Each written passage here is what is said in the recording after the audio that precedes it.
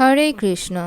কনকনে এই শীতে গরম ভাতের সাথে টক ঝাল কাঁচা টমেটোর এই চাটনি একবার খেয়ে দেখুন।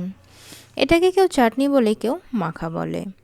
রেসিপিটি করার জন্য এখানে আমি কিছু কাঁচা টমেটোকে ধুয়ে নিয়েছি। টমেটোগুলোকে খুবই পাতলা করে আমি এখানে কেটে নিয়েছি। এবার আমি এখানে একটা কড়াই নিয়ে নিলাম এবং তাতে সামান্য পরিমাণে তেল দিয়ে দিলাম। তেলটি ভালোভাবে গরম হওয়ার পর একটি তেজপাতা, শুকনো লঙ্কাকে 2 খণ্ড করে ভালো করে প্রথমে ভেজে নিলাম।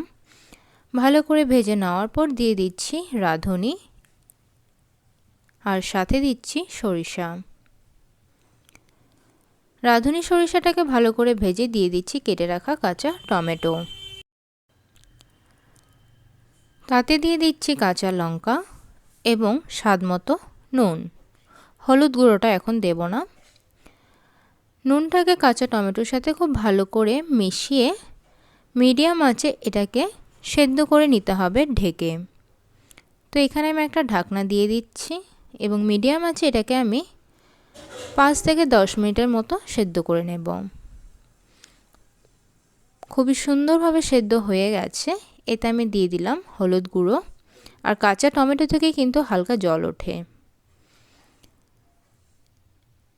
কাঁচা টমেটোটাকে হালকা আমি ম্যাশ করে নিচ্ছি স্পুনটার সাহায্যে।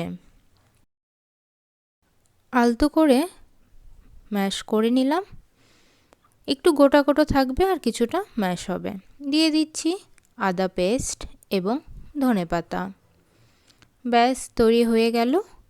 আদা পেস্ট ধনেপাতাটাকে খুব ভালো করে মিশিয়ে নিয়ে হাই ফ্লেমে আর 1 মিনিটের মতো এগুলোকে আমি ভালো করে মিশিয়ে তৈরি করে নিলাম কাঁচা টমেটোর টক ঝাল এই চাটনি। এবার আমি এটাকে সার্ভ করে দেব। আপনাদের কেমন লাগলো কমেন্টে অবশ্যই জানাবেন, আর গরম ভাতের সাথে একদিন অবশ্যই ট্রাই করবেন। ভালো থাকবেন। বাই।